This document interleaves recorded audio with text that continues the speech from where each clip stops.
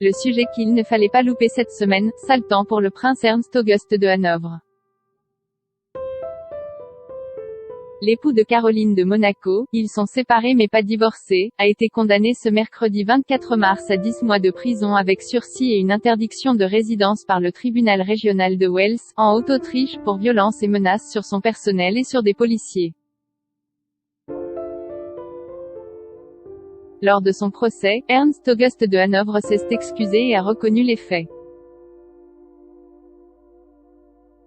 J'assume la responsabilité, je regrette profondément ce qui s'est passé et je suis prêt à couvrir les dommages, a-t-il déclaré.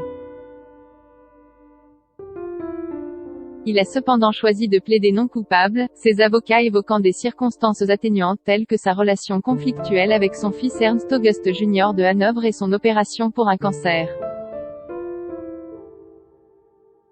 Outre un sevrage d'alcool et l'obligation de suivre une thérapie psychiatrique, le prince de 67 ans ne sera pas autorisé à vivre dans son pavillon de chasse situé en Haute-Autriche pendant au moins 3 ans.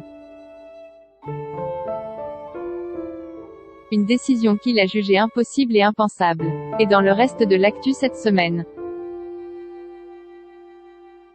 Les 4 infos qui font parler, les confidences intimes de Manuel Valls. De retour à Paris après un exil en Espagne, où il avait tenté de briguer la mairie de Barcelone avant d'essuyer une défaite cuisante, Manuel Valls s'est longuement confié sur sa descente aux enfers dans les colonnes de Paris Match. Se sentant abandonné de tous en France, l'ancien Premier ministre avait pris le large, tombant amoureux au passage de son épouse, la richissime héritière catalane Susana Gallardo. En promotion de son ouvrage Pas une goutte de sang français, Manuel Valls s'est livré sur les raisons qui l'ont poussé à partir, à revenir et sur son amour pour Susana et pour la France. Susana, mon épouse francophone et francophile, qui m'a donné aussi ce bonheur, me dit que je pense comme un Français. Ils ont raison, la France me manque, elle me travaille, me taraude, a-t-il déclaré. Carnet rose pour Mike et Zara Tindall, encore un petit enfant pour la reine Elisabeth II. Zara Tindall et son époux Mike ont accueilli un petit garçon, leur 3e enfant après Mia Elena. Une naissance qui a eu lieu dans leur salle de bain, comme l'a révélé l'ancien champion de rugby dans le podcast The Good, The Bad et The Rugby, ce mercredi 24 mars.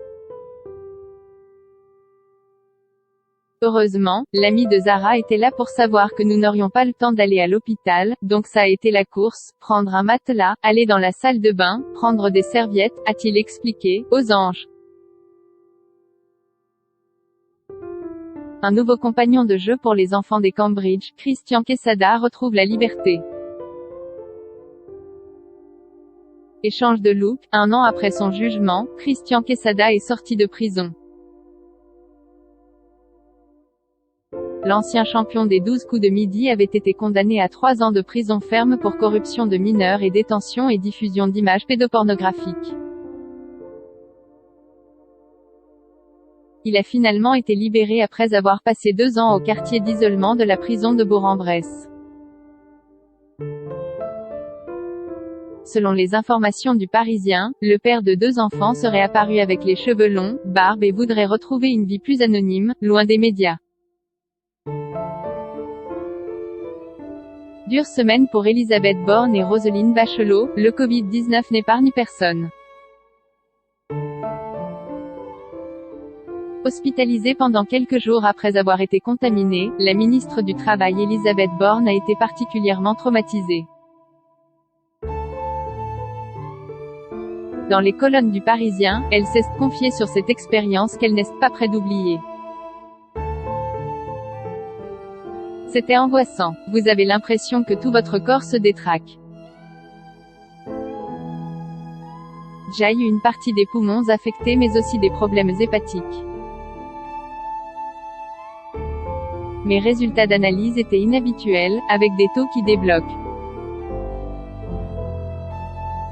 Vous vous demandez si les choses vont revenir à la normale. J'ai eu l'impression de cumuler plusieurs maladies. Le virus a également contaminé Roselyne Bachelot, hospitalisée après avoir passé 2 jours très éprouvants. Sur Twitter, la ministre de la Culture a expliqué qu'elle bénéficiait désormais d'une oxygénothérapie renforcée. Cerise sur le gâteau, la liaison de Benjamin Castaldi avec une Spice Girl. Sur le plateau de l'émission 6 à 7 avec Casta, Benjamin Castaldi a partagé une anecdote pour le moins improbable, ce mercredi 24 mars.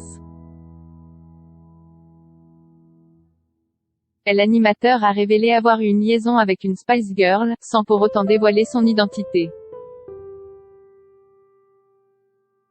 Pourtant, comme le révèlent nos confrères de Closer, Benjamin Castaldi avait déjà raconté cette aventure sur le plateau de Touche pas à mon poste il y a quelques années, en déclarant cette fois qu'il s'agissait de Mel C aka Sporty Spice. Osez.